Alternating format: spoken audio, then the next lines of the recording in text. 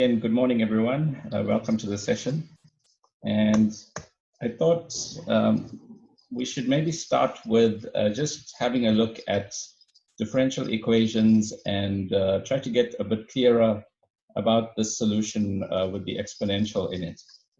So this is just a quick look at notes 5. So if you look in the Dropbox folder, right, FTD-05 differential equations, that's the one I'm looking at. And here you can see if we are considering first order systems, and this is just a single differential equation. It's not y is not a vector or anything like that. Y is a scalar. So the solution to this equation is, of course, y naught e to the at. And most of the time we are given the initial condition as well. And this equation can be expressed in terms of real and imaginary parts. So if A happens to be a complex number, then we can rewrite this A as a real part, sigma, and an imaginary part, omega. And if that's the case, then we can split off the real part of the solution. So this part here, y naught e to the sigma, and of course that's times t, so we can split it off like that. And then the imaginary part in omega appears as a multiplying factor. So e to the I omega, according to Euler's formula, looks like this, right? Cos omega t plus I sine omega t. So that's Euler's formula, and have a look at your Maths 1 notes to follow why that is. I might release some other notes. If there's enough interest, I can try and go through that as well. But for right now, let's accept that this is the expansion if A is a complex number. And we'll get to just now how A can be complex and so on. But just under the condition that A is complex, that's what we get. And if we just look at this, sorry. The new Xbox was called the X. Sorry, I didn't quite hear that. Hello? No, sorry, it was nothing. My sister was making noise. Oh, okay. Okay, so here you see that we've got this oscillating part. So even though it's imaginary and it's kind of unfamiliar, it takes a bit of growing onto us, this imaginary part. We can see the effect of an imaginary part to our A value. That's going to cause these oscillations. So the moment we have an A, which is a complex number, we will have some part of it that is going to oscillate. And oscillations may die down over time. But in principle, we know that we may have some oscillations in our solution. Now, oscillations don't worry us that much because typically you can predict with which bounds an oscillation is going to vary. So we'll normally know a minimum and maximum for an oscillation. So we do have to watch this. We do have to watch that the oscillations are not too frequent or something like that, but we are not that worried about it. The real concern for us is the sigma part. So if sigma is a positive number, right? If the real part of this is positive, then you can see as it goes to infinity, this becomes the exponential of an infinite number, and so the solution is going to blow up. So even for moderate values of sigma t, this term suddenly becomes very large, and so that's a potential source of instability for us. Sorry, if you have some background noise there, then please do mute your mic. I can't actually see who. Okay. Okay. So if you have a positive number for sigma, then we are very worried that this is going to be an unstable solution. If we have imaginary parts, then we note that it's oscillating, and then we just have to check that the oscillation is not too severe, that the amplitude is not too great. So that's where that comes from. So you already know this part from the definition of the exponential. You may need some revision on the Euler's expansion, but that's the basis of everything that follows. And that's how we define a control system. So it's as easy as that, right? Going back to the fundamentals of differential equations, that's how we can understand the regions to look out for. You'll find also in those notes that for second order systems, can also, for second order systems, those can be posed as systems of first order equations. And so it becomes a vector of equations. So for second order systems, we can say that this equation just becomes a vector matrix. And then for nonlinear equations, we can try and linearize them near some steady state and so on. And we'll see a bit more of that a bit later. So anyway, we have all these options, and generally speaking, if we have some system of first order some system of first order equations, then we can write it in this vector matrix form. So y is a vector here, and m is a matrix of constants. And then in that case, we have the so-called matrix exponential. So do please read these notes. And this is just a reminder about your second year maths course. Yeah, it's in maths, in the linear algebra part of your maths 2 courses, right? So you've got your system of linear equations, and then you get these exponentials of constants. And then the same argument applies. It's all about finding positive real parts and looking for instabilities there, or looking for imaginary parts that cause oscillations. So any questions or comments on that?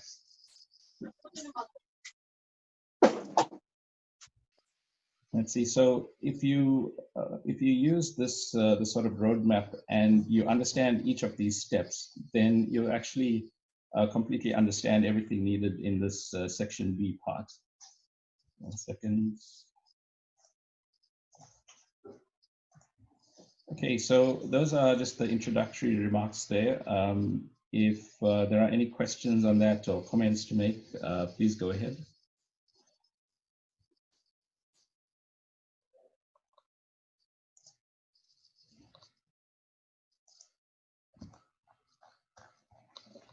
Okay, I guess not. So let's get into this tutorial 3. So in tutorial 3, we are given a description of some physical problem, and then we want to rewrite that in terms of deviation variables, and we want to convert that into a transfer function. And here, let's see. So in question 1, we've got these 2 interacting tanks, and we want to apply control to the first tank. So here's a quick drawing. We've got the 2 interacting tanks, and we've got transfer from tank 1 to tank 2, and then the overflow from tank 2 out here. And we've got the flow to the first tank as the control variable. So as we vary the flow rate here, that's going to change the height in this first tank. And then, of course, because of the overflow, that's also going to influence the height in the second tank. We do have an exit flow here, and according to the way the question is written, it's telling us that that's basically a fixed flow rate. So we are controlling everything. This is the only thing that's varying in time, and that's a function that we can vary as we like. So this is, in effect, our manipulated variable, and then these are control variables. So that's the terminology. Right, and by the way, we just to simplify things, we are saying that this is a first order. We are saying that the flow rate exiting tank 1 is K1 H1, and actually, as I saw in my solution, I'm actually doing it as H1 over K1. So it's a little better in terms of writing them as resistances. So we use H1 over K1. The main point is that the exit flow is directly proportional to H1. And by the way, we should know that that is not the kind of default to us. So in chemical engineering, most of the time we talk about gravity-driven flows. So if it's gravity-driven, you know from your fluid mechanics that the flow rate is proportional to the square root of H, right? So here we have, we are not using a gravity-driven flow. We are just saying that it's proportional to the height. So that applies to both tanks. So if that's the case, we can write the rate of change of the volume in the two tanks. Of course, it should be a mass balance, so we should write densities everywhere. But of course, we've gone and divided them, assuming the density is the same everywhere. So we've got the rate of change of the volume, which we can rewrite, noting that the area is constant. So if area is the same through the tank, then we can just take that out as a constant and write it as dH1 dt. And then we have the inlet flow here, Q in, and then the exit flow H1 over K1. And then we've got a similar thing for V2. It's just that for the second tank, we gain the entry through the overflow from the first tank. So we know the exit flow from tank 1 is H1 over K1, so that's the entry to the second tank. And then we lose material here. Okay, so those are the state variables, H1 and H2. And we have to remember Q in is also a time function. So, so that's just the model. And now we want to create the so-called deviation variables. So we write it H1 dashed is the deviation away from the steady state value. So we are defining H1 over bar as the steady state value. So we can imagine if we fix a value here for Q in, we set some fixed flow rate, the system is eventually going to reach some steady state. And we are saying that that steady state is given by H1 over bar and H2 over bar. And then we are saying the deviation away from that steady state is the current height in tank 1 minus the steady state value. So H1 dashed and H2 dashed are given like that. Then we can also define a deviation for Q in. We can say the deviation in terms of the inlet flow rate, we can define a deviation away from its steady state value or away from its initial value.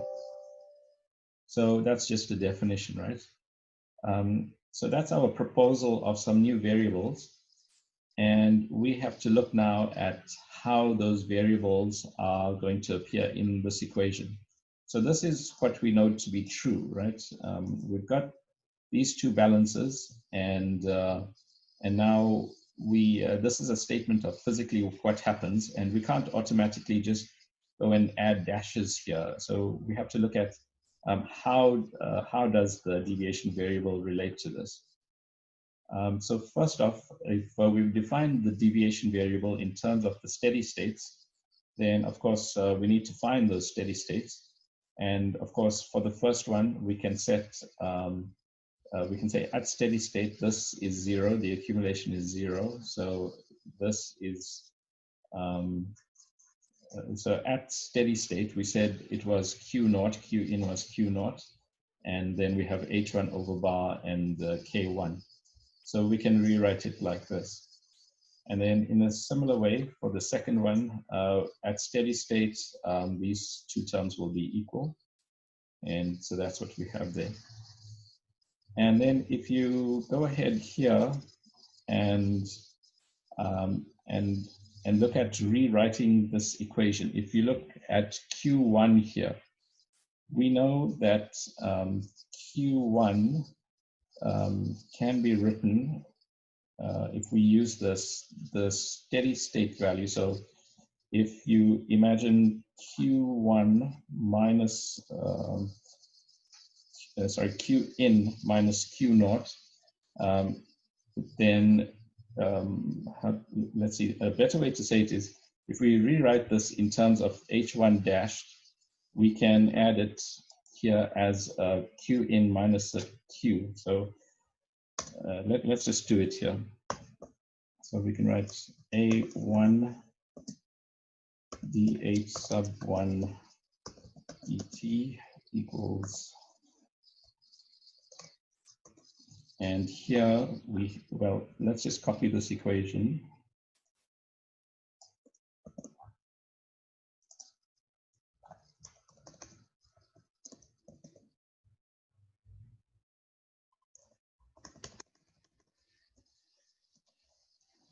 And then, sorry, I've copied the wrong one. Yeah.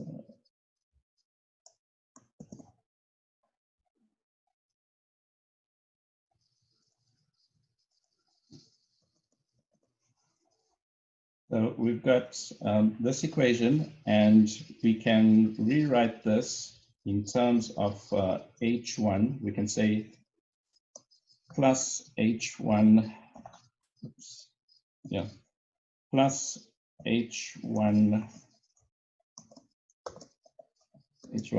the steady state value, over K1 minus H1s over K1. So this is the typical trick that we do. We add and subtract the steady states. You can see here, this was the original equation. This part was the original equation.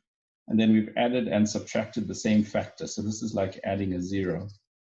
And then if we group this differently, so if we say here, let's set that equal to, and now we are going to group this H1 and this plus H1. We can rewrite this as minus 1 over K1. And we are grouping out here H1. And then we group out this H1s, noting the minus in front here. So this is minus H sub 1s. So that's the first term. Now we still have here,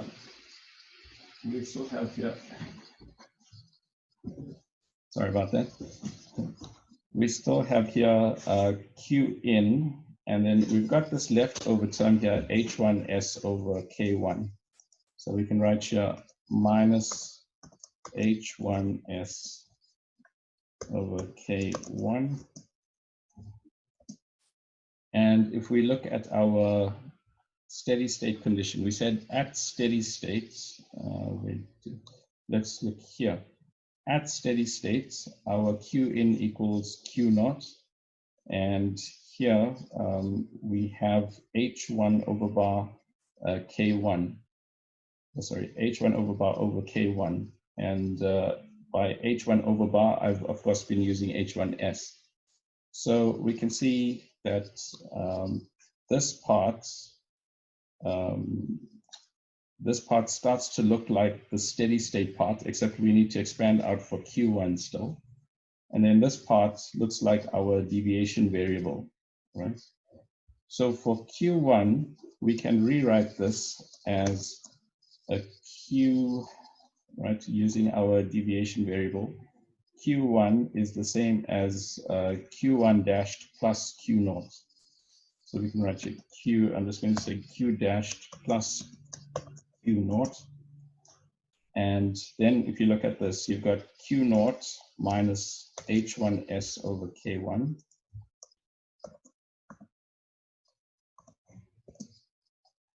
And if you look here, Q naught minus H1s over K1 is a 0. So we can rewrite this like so. It's Q dashed plus 0 minus, and this is 1 over K1. And if you look at this, this is H1 dashed. H1, okay. So that's the deviation form of the variable. Sorry, 1 second, please.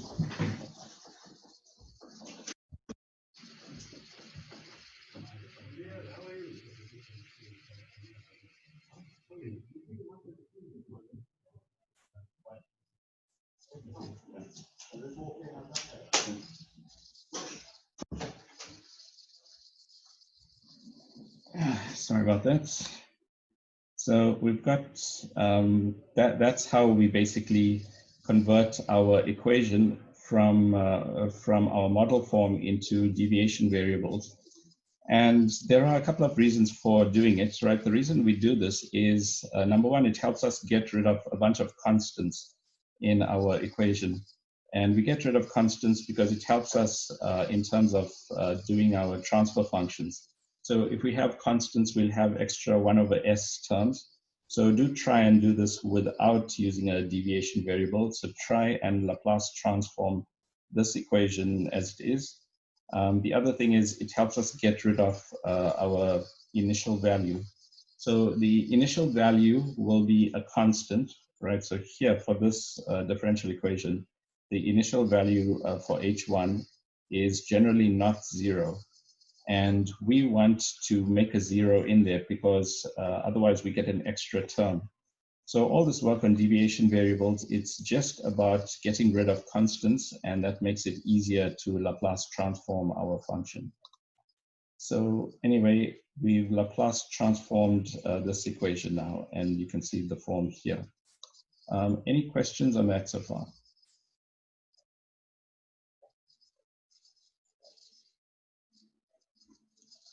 Okay. If not, we can do a similar thing for the second tank, and we can rewrite in terms of the deviation variable here. And then we can Laplace transform these two equations.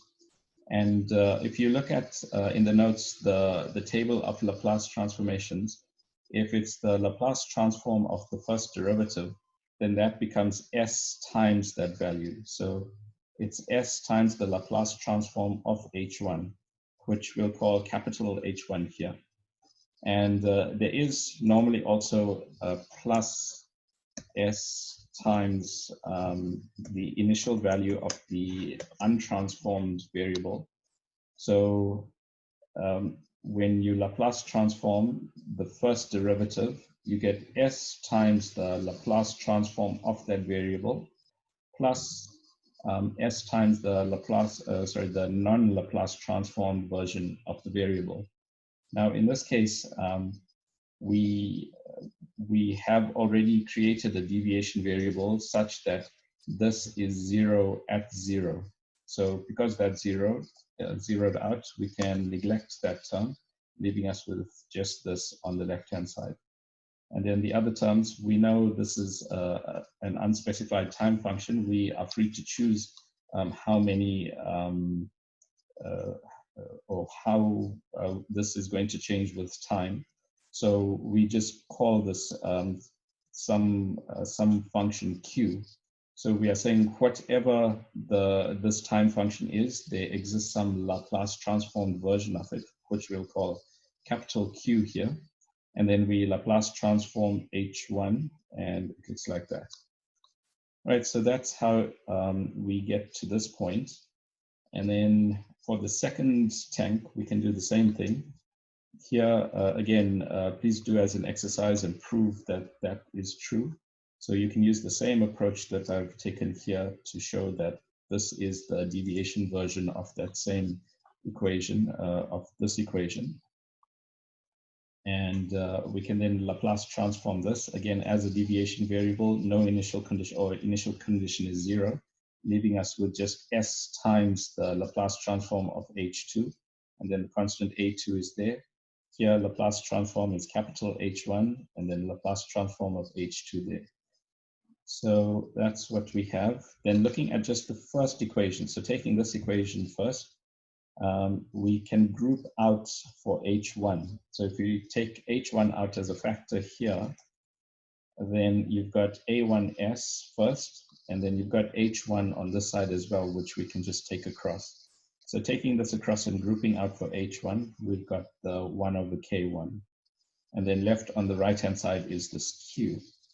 And so we can rearrange this. We can say the transfer function for this process, or for tank 1 really, is H1 over Q. So if you divide by Q, then we divide the 1 on this side by this factor. So it's 1 over this stuff. And that's basically our transfer function. And here we can also say, well, we can rewrite this expression in this form. So if we multiply top and bottom by K1, so your K1 is there, then you'll have a K1A2 here, which we'll just call tau 1. Okay, so that's the transfer function for the first tank. Then for the second tank, we go to this equation, and we can do a similar thing. We can group out for H2. So if you factorize H2, then you've got the A2S from here, and then you've also got H2 on this side of the equation. So we can group out a 1 over K2, which we do here. And then left over on the right-hand side is H1 over K1. So that's there. And now we have solved for H1. So we've got H1 over Q equals this thing. So we can replace this H1 by this times Q. So that's times Q. And then we are dividing by K1 here. So the K1 vanishes from the numerator. So that's the form for H2 times this stuff. And so if you divide both sides by that factor, you've got H2 now as a factor of Q. And that's what we wanted, right? We said in this interacting tanks problem, we are concerned about controlling the level in tank 2, but our control, our manipulated variable is all the way over here in tank 1. So now we've managed through the 2 material balances to replace that. Oh, I see Zoom is allowing us now to use more than, is allowing us more time. And in fact, we need it now, right? Well, I guess that means we can just keep going here. Okay, we've got, so that's pretty much it for H2 and Q.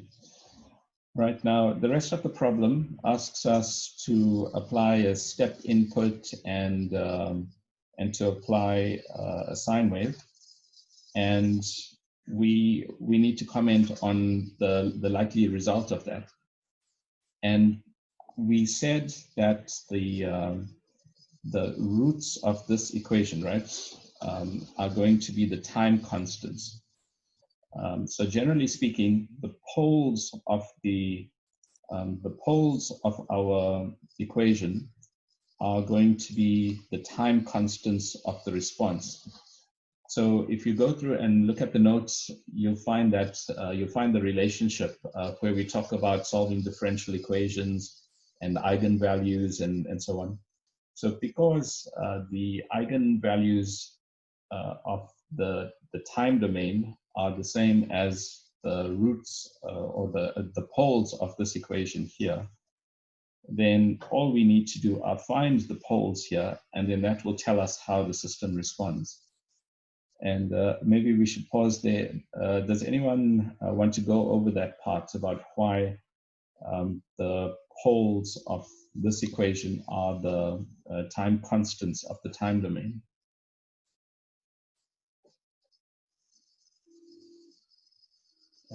Okay, so let's take then, let's consider applying a step input.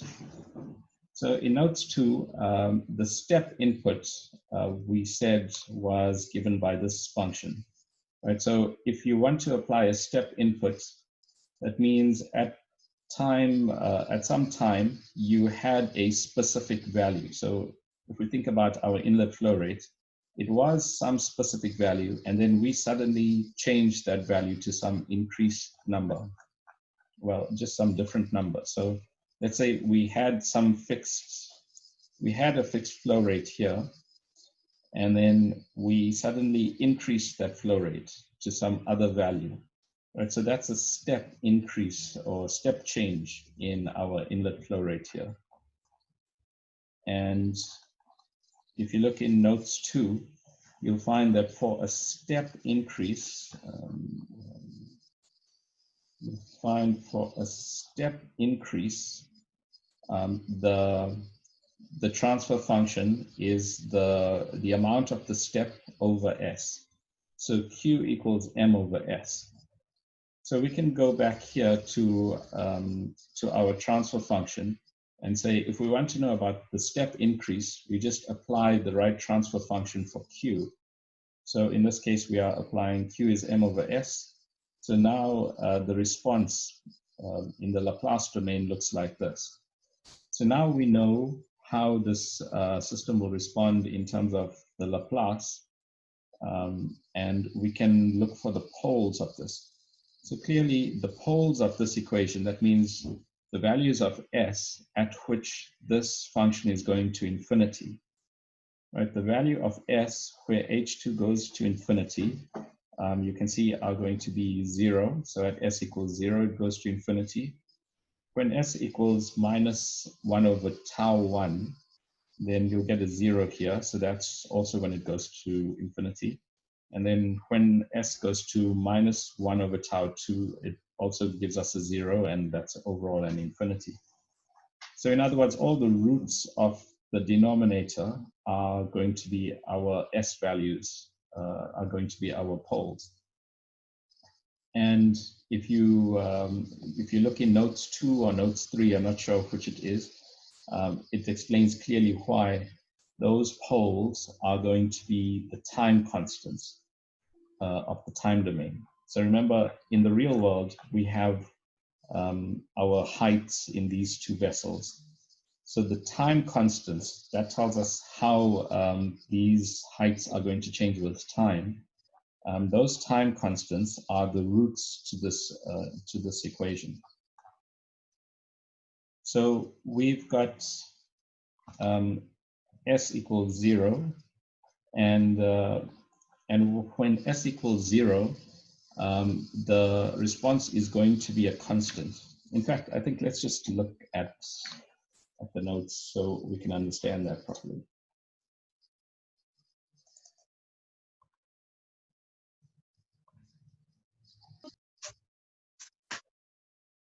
Okay, if not, then let's shift over to that problem we were looking at yesterday.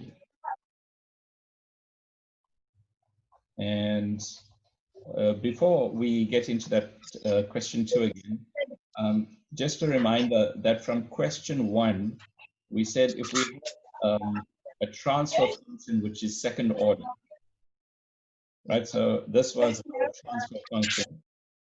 And we then said we are interested in step responses and oscillation. I'm just going to mute everyone, and then unmute yourself if you want to make a comment, right? Is there mute all here? Okay. Okay, so please unmute yourself if you want to ask something. Okay, so here we have our transfer function. It's second order. Where is it? Here. So we've got a second order transfer function. And we said if we have, for instance, a step input, then that will change our Q to M over S. If we have a sine wave input, then it's omega over S squared plus omega squared. And we could then comment on what values would cause instability and oscillation. So that always applies when we have a second order system.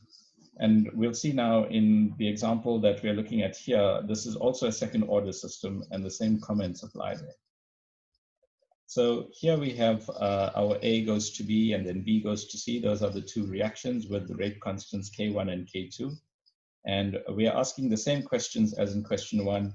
What's the response to a step increase, and what's the critical frequency, and so on. So let's see. Here, there are some comments about the physics of the problem. So it's a gas phase reaction, so we can accept that the volume is constant. And I think this is a CSTR system. And anyway, you can read this. Generally speaking, you will recognize from your reaction engineering course that typically for a reactor, we are very worried about the energy balance. However, in this problem, just to simplify things, we will assume that it's an isothermal system, that there's enough temperature control that we can just treat temperature as constant. So our model equations look like this. We said the balance on A was the number of moles of A were changing because of inlet flow of A, and also due to exit flow of A, and due to the reaction. So A was only participating in the first reaction where it was disappearing. There was something else. Yeah, here I got myself tied up in knots on Q in and Q, and here Q in is our control variable. So if we imagine a CSTR, the inlet flow is the one that we are controlling. We are not controlling Q. This is the exit flow rate. I would normally write Q out here. I'm not, there's no reason I didn't write it. I should have written Q out, but anyway, just Q is considered a fixed constant, right? And it's important when developing these balances to be aware of, or in your control situation, to be aware of what's constant and what's changing in time. So the concentration entering the reactor, that is going to be a constant. And it's just the flow rates that we are varying in time. So this may be any time function, right? Here we said Q is a fixed constant. We know CA is the variable, so this is generally changing with time. We said the temperature was constant, so K1 is a constant. We know it's a gas phase filling the vessel. We aren't told that the volume is changing, like by using a piston or something like that. So V is a constant as well. So we can see here the only things changing in time are CA and Q in. Those are the two time functions. And we'll want to find Laplace transform variables of those two things. Those two things. We also have component B, and here we've got B in, and like we said, the concentration of B in is 0, so this term effectively doesn't play a role. And then here we know that Q, the exit flow rate, is constant. The concentration of B is changing generally in the reactor, so this is a time constant also. It's a time function, just as CA is. So CB and CA are time functions. Then again, K1 we know is constant, B is constant, CA is not constant. K2 is another constant, and CB. So we've got the three time functions, CA, Q in, and CB. And just a comment here, in your reaction engineering course, you'll have seen by now that we normally like to define the space-time and rewrite the equation more simply like this. We aren't going to do that, because when we write this, typically we mean that the flow rate is the same, in and out are the same. In our case, Q in is not the same as Q, so we can't do that. Before I go further, any questions or comments there?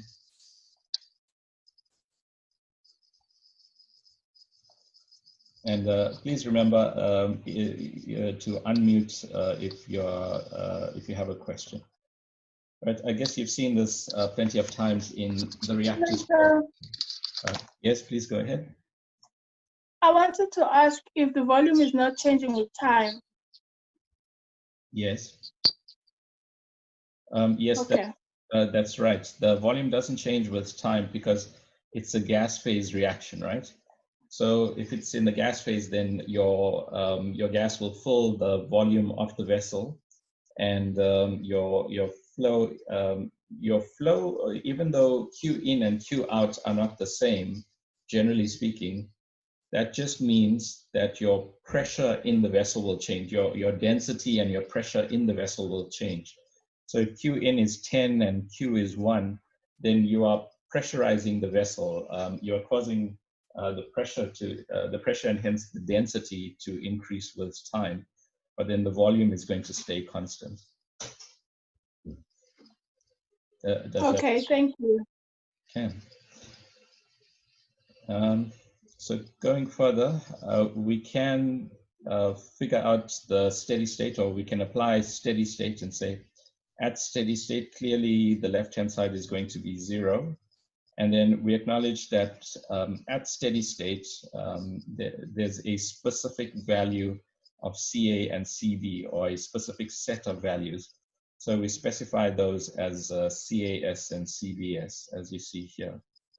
We are also specifying Q in S. And that's what created a bit of confusion, at least for me yesterday, that when we are prescribing the steady state condition, right? If you are used to doing lots of modeling in reactors, you'll automatically tend to neglect the flow rates and so on. But in this case, our flow rate is actually the control variable. So we need to specify that there is a special value of Q in that will satisfy the steady state condition. So we can't just leave Q in as it is.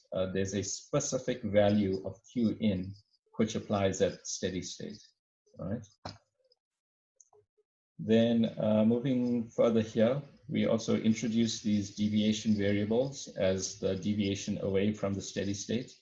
So at the current time, there exists a current concentration or a set of concentrations in the reactor, and the distance away from the steady state, that's the deviation.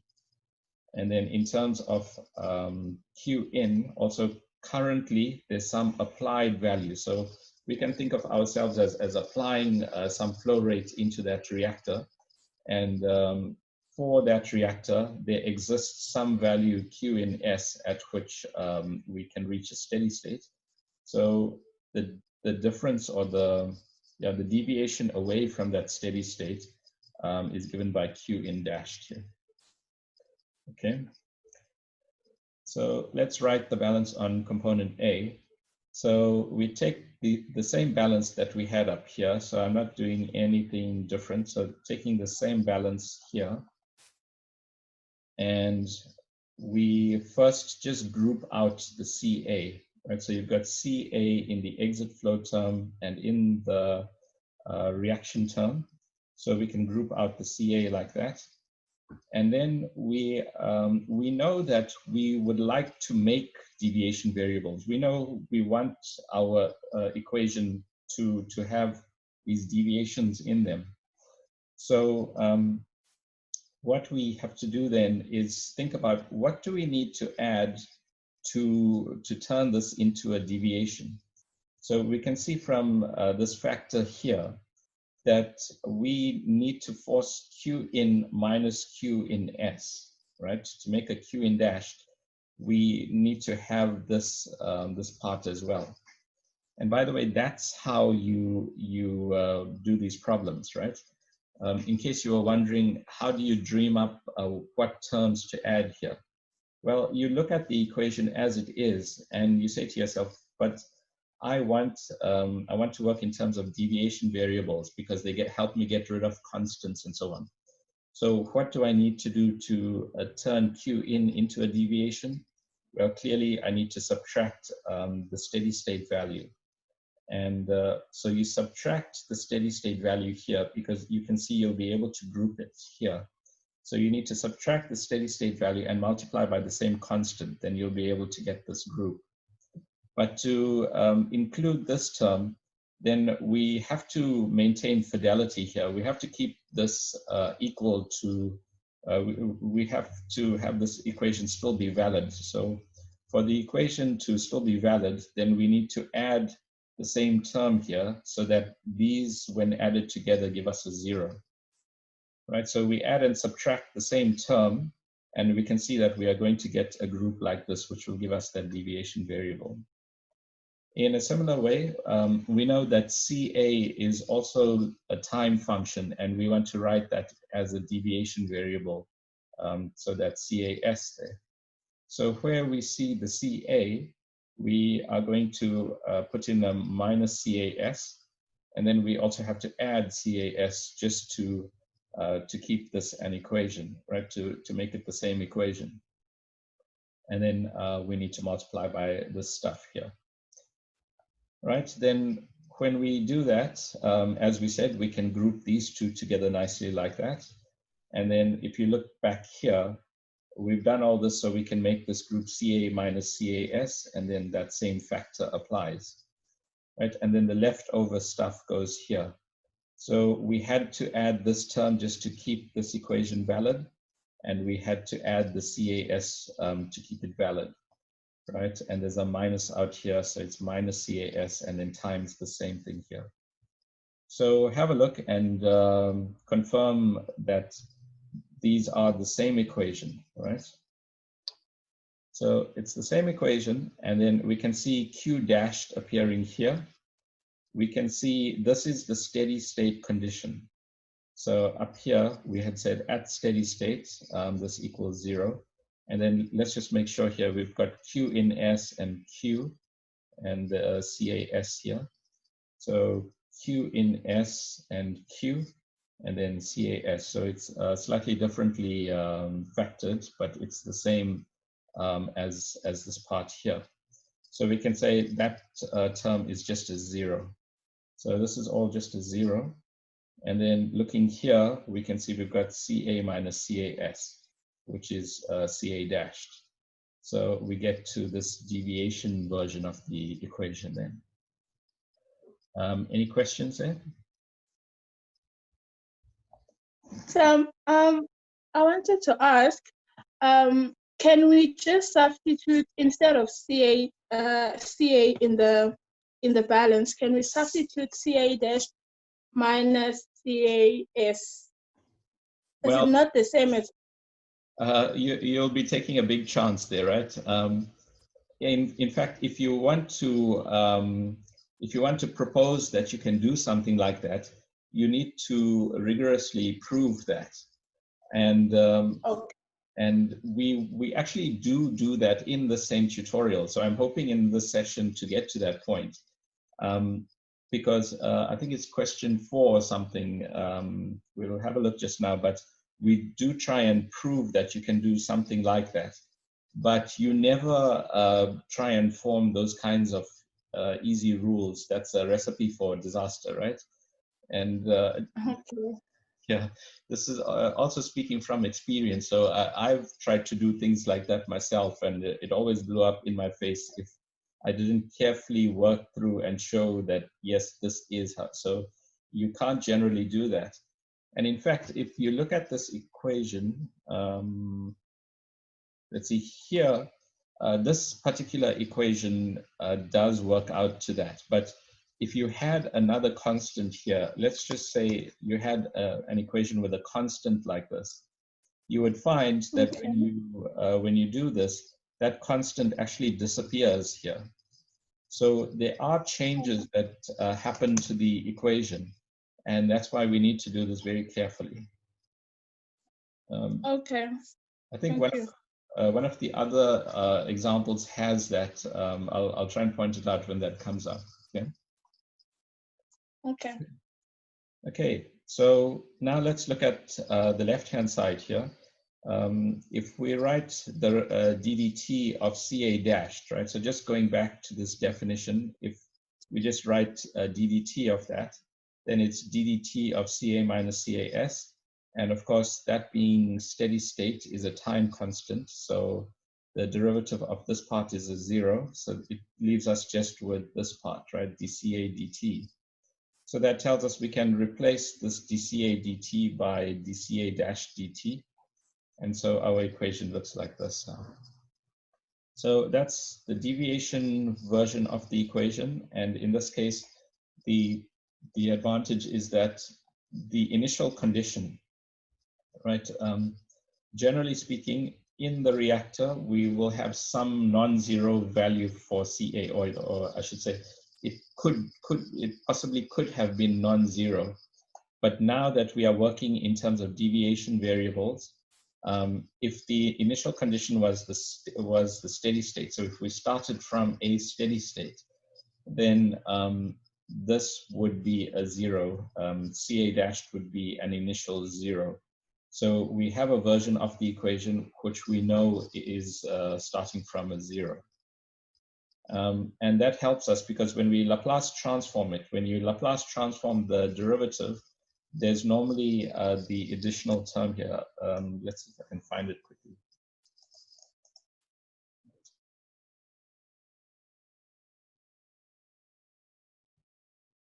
So I'm looking for that table 2.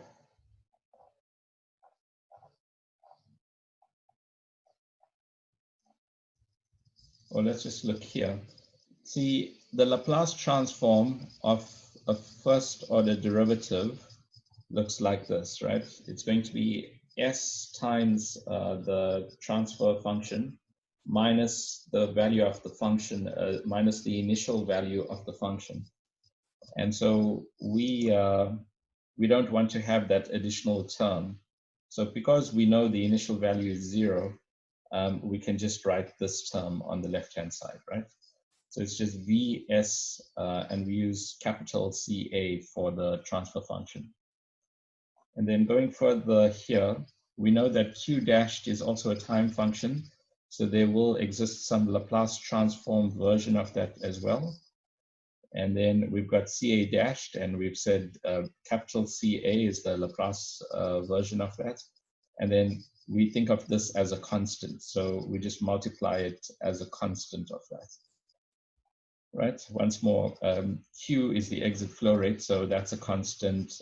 If temperature is constant, that's constant, and we said volume is constant also. Okay, and then we notice here CAs on both sides of the equation, so we can pull the CA across and group it like that. And then we are left over with CA in Q over here. And so we can rewrite this as CA over Q, and that's our transfer function. So we always write the transfer function.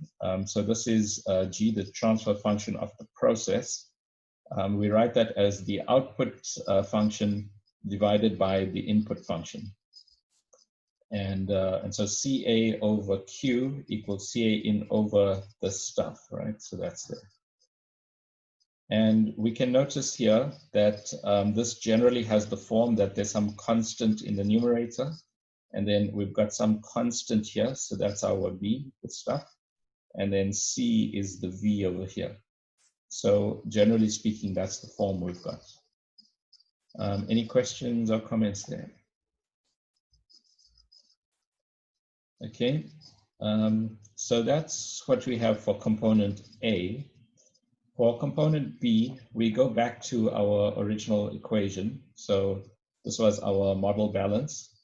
And we do I actually didn't do a similar thing. I used a different approach to derive the equation here. By the way, if we get disconnected, please just rejoin the same meeting. I noticed that works. Yes, I noticed that works. So please just rejoin the meeting if we get kicked off by Zoom. Okay, so we are here. So that's the same equation, and then at steady state, of course, that's equal to 0, and we need to specify the steady values of the time constants. The time functions. In this case, we don't have Q in, right? Component B is not being fed into the reactor, so there's no Q in term here. So we have that, and then we could, if we wanted, rewrite this in terms of CBS. So we could group the CBS terms and write it in terms of CAS like that. Then going back to the original equation, so moving away from steady state, going back to the original form of the equation, we can, let's see, here, what we did was we retain these two terms. So these are the same two terms. And then here we've said, well, we know that we want to make CA minus CAS. So we've added or we've subtracted that term here. We had to use the same constants. And then, of course, to keep this equation equal, we then added the same thing here. So this is like adding a 0. And then we just kept this term the same down here. So then we could group out CA minus CAS times this thing. And then in here, we have, what did we do? In here, we've gone and replaced this part. So if you look up here, your steady state condition tells us that K1V times CAS equals CBS times this denominator here. So we've just gone and replaced this, this term by this one. And then that term is the same. And now we can group some factors out. First, we just shift this thing down here. And then for CBS, this also we just shifted down here. Then we group the first and the last terms here. So they both have CB in them. So we can group out a CB. And then we've got Q and K2V. And then if you look at this, you recognize that you can group a bit more because you've got the same factor in both cases, in both terms. So we group that factor out, and then we get here, if we take the minus out, then it's CB minus CBS, right? And if you look at this, and again, the same trick applies for the derivative. So we can write this as dCB dash dt. And then this is K1V CA dashed, and this is CB dashed Q plus K2V. Everyone happy with that?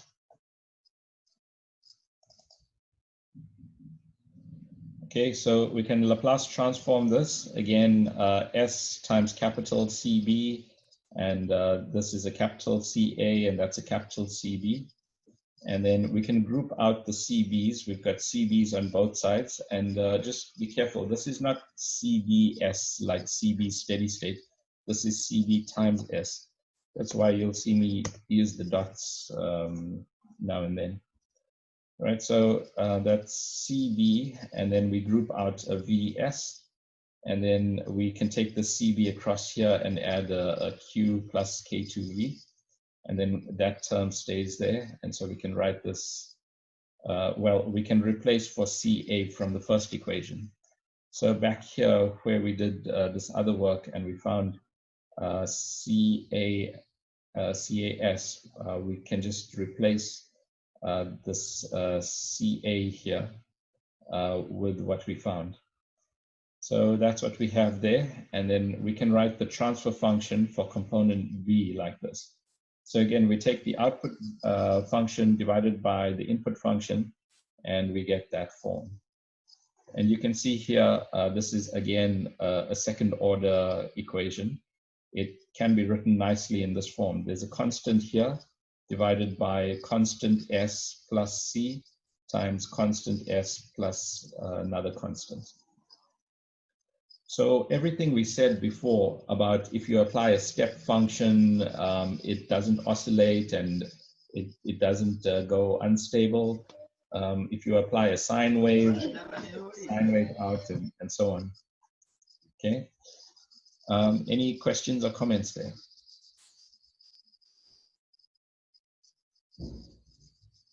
So remember to unmute if you have a question, right? Okay, so that was the second problem. The third problem is in the same vein. So we had the, by email, there was a request for problems that weren't all reactors. And yeah, that's my fault, reaction engineering, that's my, yeah, I don't know whether to say my passion and my research area. So my examples all tend to be reactors.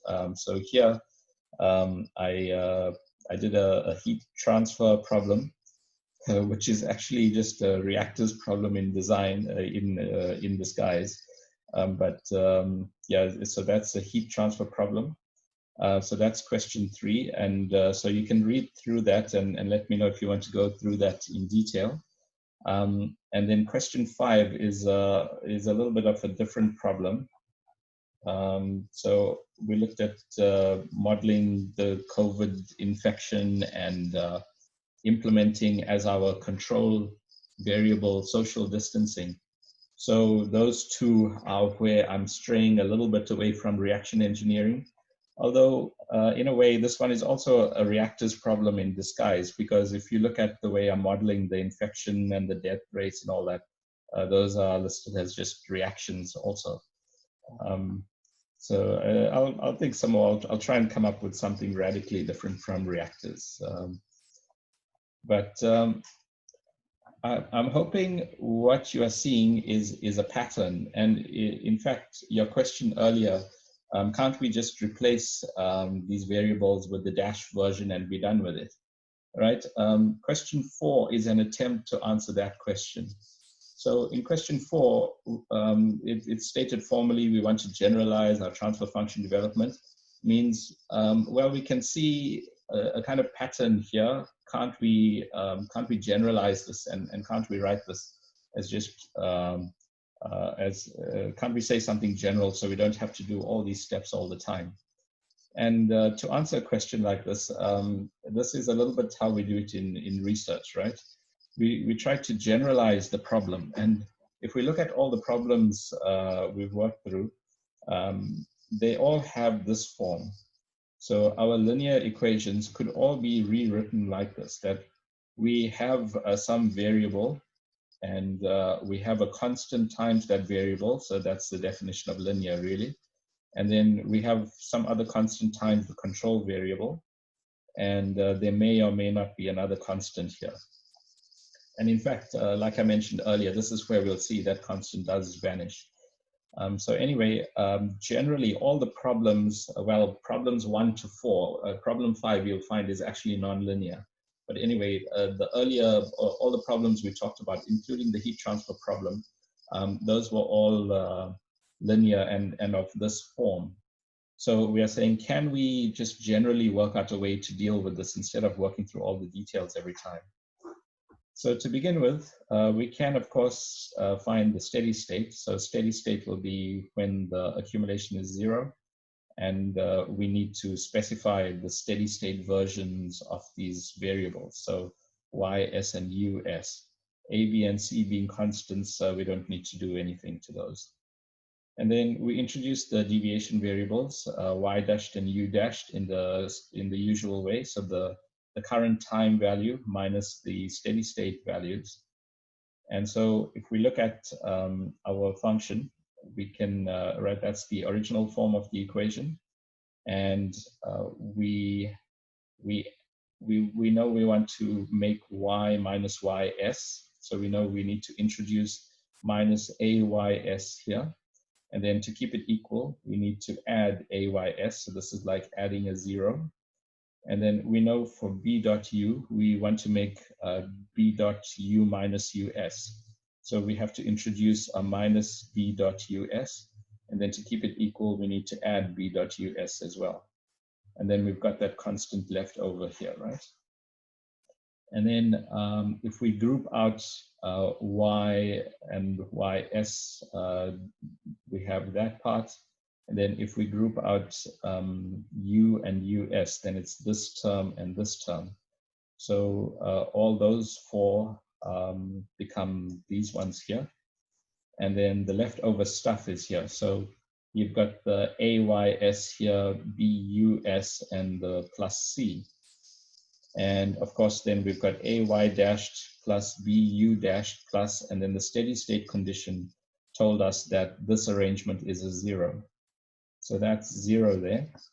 And now you see it's not the same as that original equation. So if you had just gone and said, well, let's just make a dash and everything and we're done, you might end up retaining that. And now at least we've proven that you can just knock off the constants and you can just dash it. So you could consider this a kind of proof that if you have a function of this form, then you can forget about the C and just write the other ones as deviation variables.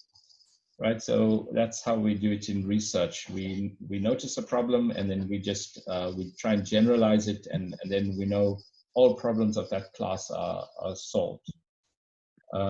Is there a question?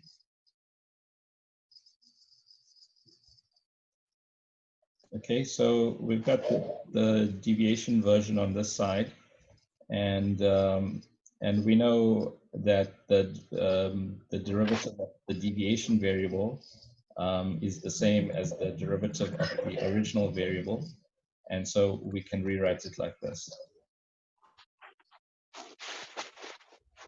Okay, so if we Laplace transform this, it's going to give us s times y, and then you've got here the a times capital Y, excuse me, b times capital U, and that's basically it.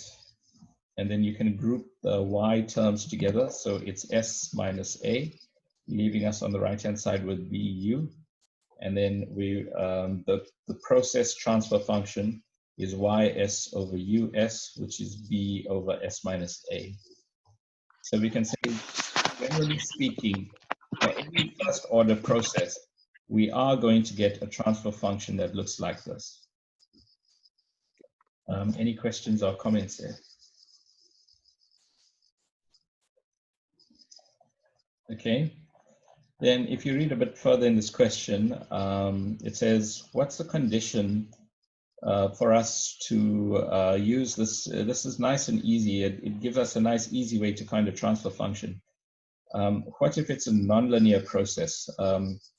What do we require of the equation? Or maybe to say it another way, we know that this won't generally work for any function. But is there a condition that we can figure out to say, look, it's just because your function needs this particular feature, and then we'll be able to use the same development. So, and typically in research, that's the kind of thing that we wonder. What are the conditions for this to work? Sorry, was there a question there? Okay, so for the nonlinear case, so we are trying to do it quite generally here. We are writing dy dt is some unknown function of y and u, and a steady state still may exist, right? A process doesn't have to be linear for a steady state to exist. So at steady state, obviously the accumulation term is a 0, and y is ys and u is us. That's just our definition. And then even if it's nonlinear, we can still define deviation variables.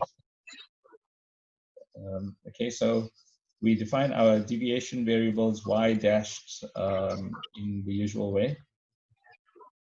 And then if we write our function here, if we think about what we did in the previous linear case, we had tried to make a group y minus ys, and then to keep it equal, we said plus ys.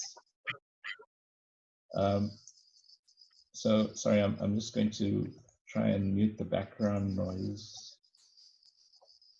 Can't find it. Okay. Yeah, so we can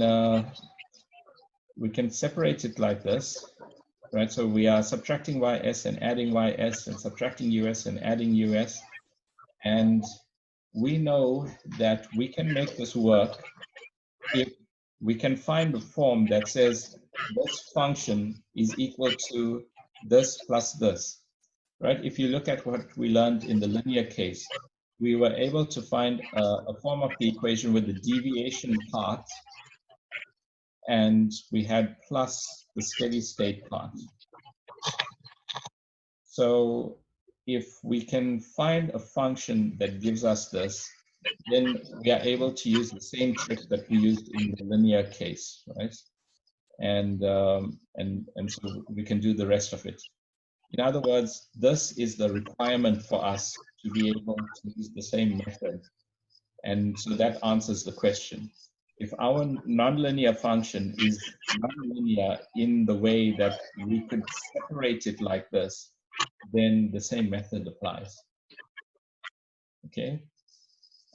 Any questions or comments there?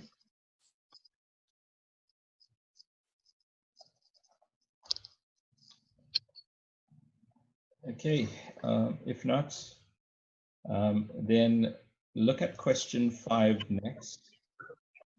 And as I said many times, try not to look at the solution, just look at the problem statement, try and develop the model, and then think about how we can get the transfer function. And you'll find that this case is nonlinear. And I do want to come to the point where we linearize this equation, because hopefully it looks quite restrictive to you. It looks like, well, all of this only works if the equations are linear. And there are lots of things we can do if the equation is nonlinear. There are ways we can work around that. So we'll use this problem to investigate the nonlinear case and look at what methods we can use to linearize or repose the problem and so on. Okay, I guess that's it for today. Are there any questions or anything else we want to go through?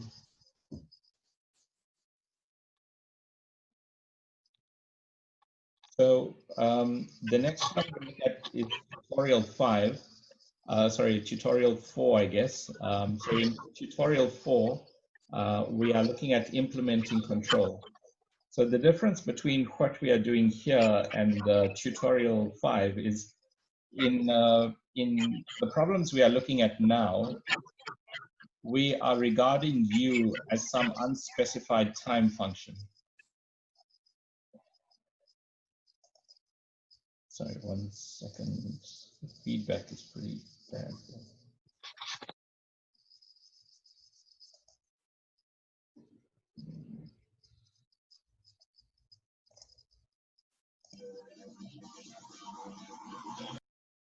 Okay, so so for this part, we have been looking at u as being a time function that we could just do anything to. So we could make u a step function, or we could make this a sine wave, but that's not how we do control, right? We don't just have some process running and then we just go and say, okay, let's use a sine wave, and now somehow the process is controlled. So that's not going to do anything, right? Just applying a step function or a sine wave or anything else, that's not going to control the process. What we want to do, instead of specifying random time functions here, what we want to do is express this u in terms of the departure from y and some steady state. So, or some intended operating point. So we want to specify a set point that we want the system to stay at. And we want to create a function u that's going to do that. And in fact, I'd like you to think about that, right? Try and propose a function which will cause your system to go onto some set point value. So we can define for ourselves YSP. So there's some set point that we want to reach. We are currently at y of t. We are currently at yt, and we want to reach some set point value, YSP. So try to propose a function u which will do that. And in fact, that's the basis of this whole course, right? We want to implement some way for the system to try and get itself back on track or back onto some value that we wanted to work at. Okay, so that's it for today. Are there any questions or comments? Okay, if not, we'll close it there. I'll edit those videos together and make it accessible to everyone. Thank you.